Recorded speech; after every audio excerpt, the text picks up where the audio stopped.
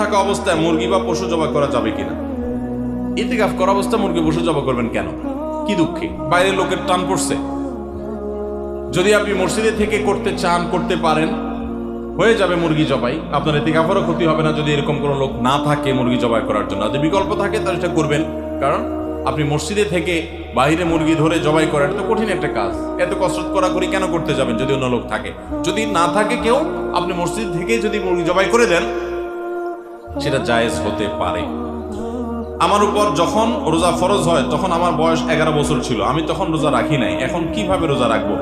আপনি এখন রোজা রাখবেন, আগের যত রোজা বাকি ছিল রাখেন নাই সেগুলো কতগুলো হলো আনুমানিক একটা ফিগার বের করে এখন থেকে রোজাগুলো রেখে রেখে শেষ করবেন। আমি একজন নির্মাণ শ্রমিক, আমি রাজমিস্ত্রি, আমাদের হেড মিস্ত্রি মালিক পক্ষ থেকে টাকা পেলে কিছু টাকা রেখে দেয় শতকরা 20% হিসাবে। কেউ কিছু বললে তাকে আর কাজে রাখে না, এই টাকা তার জন্য হালাল হবে কিনা? দেখুন, এটা যদি শ্রমিকদের হক মেরে নেয় তাহলে তো সম্পূর্ণ হারাম, এতে কোনো সন্দেহ নেই। কিন্তু কখনো কখনো কন্ট্রাক্টররা চুক্তিতে আসে যে আমি ম্যান পাওয়ার বিজনেস যারা করে, যে আমি লোক সাপ্লাই দিব, সব ম্যানেজমেন্ট আমি করব এবং তার এত টাকা বেতন, এর অতিরিক্তটা আমার থাকবে। তো এরকম যদি হয় তাহলে সেটা জায়েজ হতে পারে।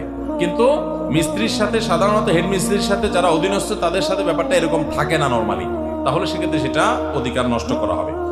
জাহান্নামীদের আগুনের মধ্যে গরমের আযাব দেওয়া হবে, কিন্তু জাহান্নামীদেরকে বরফের মধ্যে ঠান্ডার আযাব দেওয়া হবে কিনা? জি ভাই, আল্লাহ মাফ করুন আমাদেরকে জাহান্নাম থেকে। কোরআনে কারিমে আল্লাহ তাআলা জামহারীরের কথা বলেছেন। জামহারীর হলো জাহান্নামে ঠান্ডার মাধ্যমে অপরাধীদেরকে শাস্তি দেওয়া হবে, কখনো গরমে জাহান্নামে আগুনে, আবার কখনো ঠান্ডার মাধ্যমে।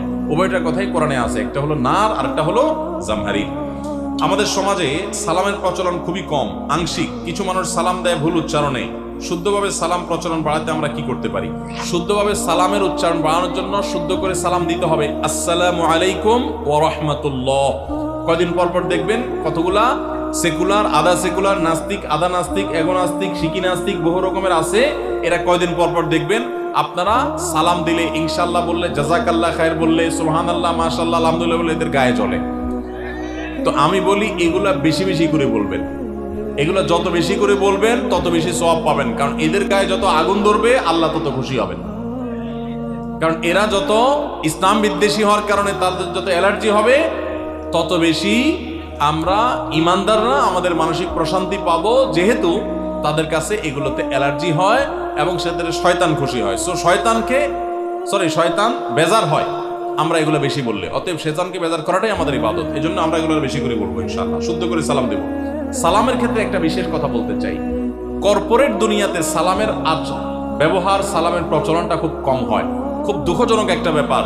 বড় বড় বাণিজ্যিক প্রতিষ্ঠানগুলোতে, অফিস আদালতগুলোতে সালাম দেওয়া নেওয়া হয় না। কেন দেওয়া নেওয়া হয় না?